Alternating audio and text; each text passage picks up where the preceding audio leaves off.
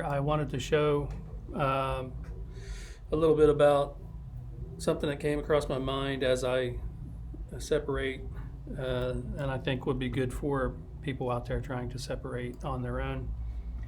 And this is a little bit about understanding what inks are going to do as they print on press, color contrast, and the things that you think about as you're separating, and kind of the thought process of why we do what we do. So I want to give you an idea of, there's two color contrasts here, very close together. One's a let's call it a rich pink, and the other one is just a lighter pink, being this brightest shade up here, and then this one will be the main color. I choose these two because they are the most contrast that I can use along with a dark shirt color. So some of this shadow tone will be made up through the base and the shirt color also. Here I'm using one shade of brown with some underbase under here, and going to a black shirt, so this is not underbased that much, although I do want to make sure that the brown does show as a brown, because you can get lost in the contrast with dark brown on a black shirt and that'll just look like black shirt. So I do want to underbase that a little bit, maybe by, like I've got right now, 18%. And as you see, I do always keep out my info palette, and it tells me what percentages are what as I scroll over top of each other. But getting back to the two inks, the two light inks, I wanted to talk a little bit about how I separate this. Now, if you were to use an automated separation program, you kind of get what you get, and it might look a little bit like that, and so your darks are mixed in with your lights and vice versa, and you want to control those a little bit more. So for example, I have this broken down so I can select certain parts of it, and then I take my lasso tool, subtract that, and now I'm just got this case selected. So I'm isolating that area and I'm controlling just that one area. You want to focus on certain areas so that you can control the whole print where you want it. So here I did my blending, and in the separations, when it's you see there's no contrast here on your base, so that'll be solid. Then on the dark pink, I have this printing solid on the right and fading off to nothing on the left. And I do, just on the furthest most part out here, I want to use my airbrush tool. See, I'm manually painting in my separation, and I'm running up and down the left side there, eating away at that, and I don't necessarily want any deep dark pink underneath of my bright pink. I'm going to print in this print order. I'm going to print the darkest to the lightest, so dark will go down first after my base. So dark chocolate, deep pink, bright pink. And you see I got this solid over here. It's lighter and going to be more affected by the darker pink, so that I then chose another part of the color and printing and thought process going on is I'm recognizing that the lighter pink is going to get overpowered by this richer pink, so I want to print it on top so that it's not getting affected that much, and I have more control over that. This area here, this lighter pink will disappear. This darker pink here will disappear as I run over with a solid, but it's very light percentage, and you can see that it's 2, 3, 5% over in this area, So right along this mid-tone here is where I want to control. And that is the area which kind of prompted this video, is that's the area where you need to be careful with. Because if I select both of these and I hold down the shift key and I click on my light pink channel also, and then I come down and create a new one and fill that, it gives me an idea of how much coverage I have. Now I know that when that prints, it's going to be printed solid, but there's probably, if I adjusted levels in here and take a look at that more, yeah, see there's, it's not 100% solid right here. It's reading at 87 in this area. So that'll give me some halftone in there, and you can tell where that's at.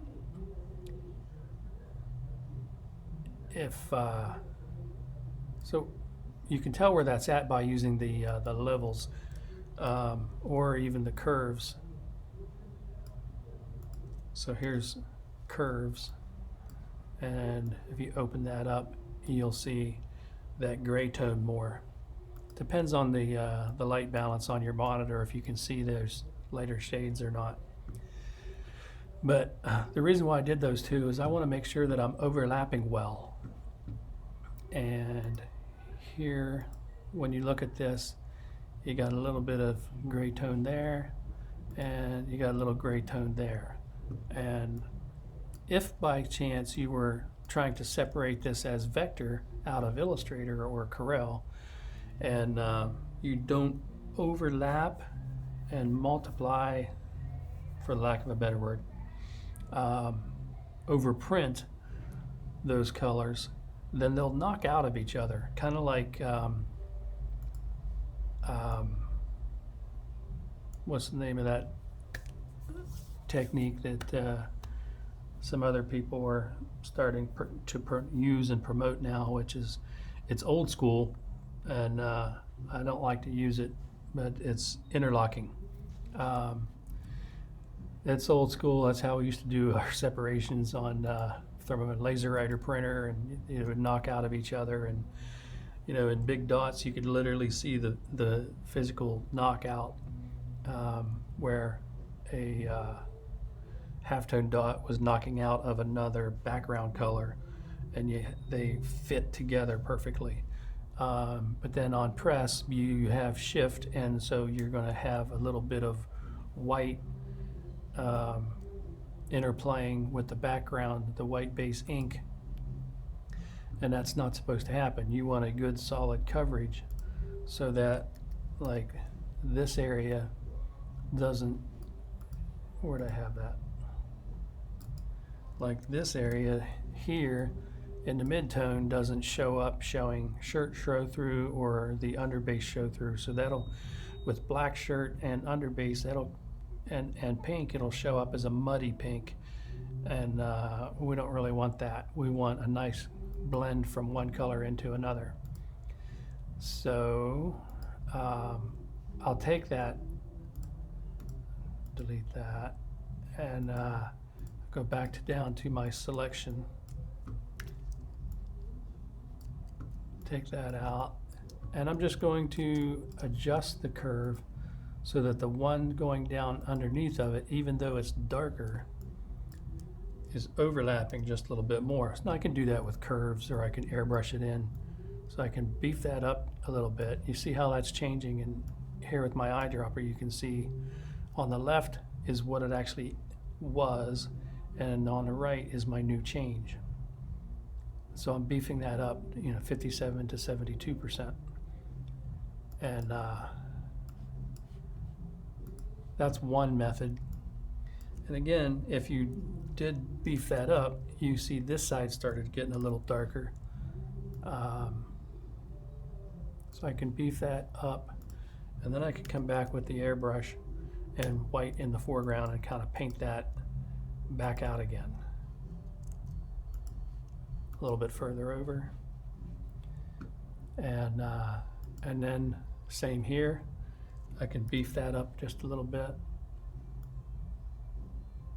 the more I slide, there's a lot of different ways I can add more content in there. I can beef, by the way, this is selected in there right now, but I have it hidden. I can beef up in the midtone, and that'll just pull that over. Or at this point, I can also slide this over to where that fills in a little bit more. There's a couple ways of doing it. Doing it this way, sliding left and right, is just like using levels. Here you have, you know, with the curves, it does exactly what it's describing. You can use the curves to make unique adjustments in your gradation. To take those out, you just grab that point, slide them back out. And so I wanted to beef that up a little bit there, and that is my top light pink. Now remember, the light pink is going to get overpowered by that dark pink, but it's printing over top last, so it'll have more stability that way. And so there you can see a little bit of a better fade on that. And then I would select this over here, doing the same thing, and grab my letter P, copy, drop it onto a new channel, select every pixel in that channel by holding down the command key, and then I can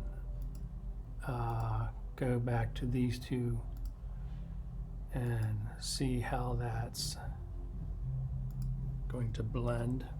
And I look at this one over here, and I see they transition much smoother. Kind of an even blend in the middle here, from like dark pink to light pink. Nice even blend in the middle. Here it's kind of abrupt and dark pink on the left side, or right side, sorry. I'll do the same thing again. Airbrush with white on the left side. Increase my brush. I can, you know, do it this way. You can also take the gradient tool, delete that out, delete it out a couple times if you don't have default black in the foreground. Type G for the gradient tool, show your selection so you can know where to start, and create a nice smooth blend from one direction. Come back in, do the same thing. G, show the gradient.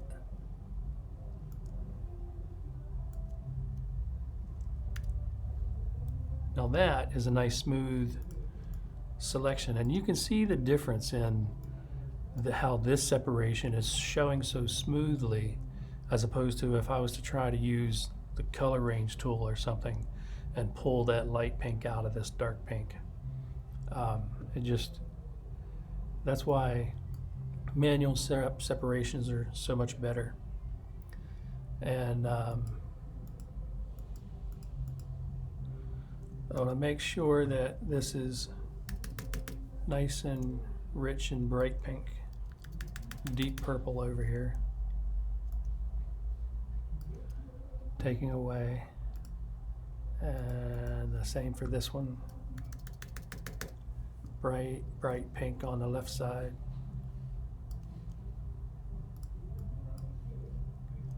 There.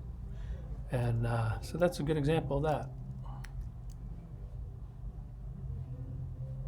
I'm going to try and close out of here, and I'll talk to you later. Keep checking me out. I'm posting little information bits and tutorials along the way here and there.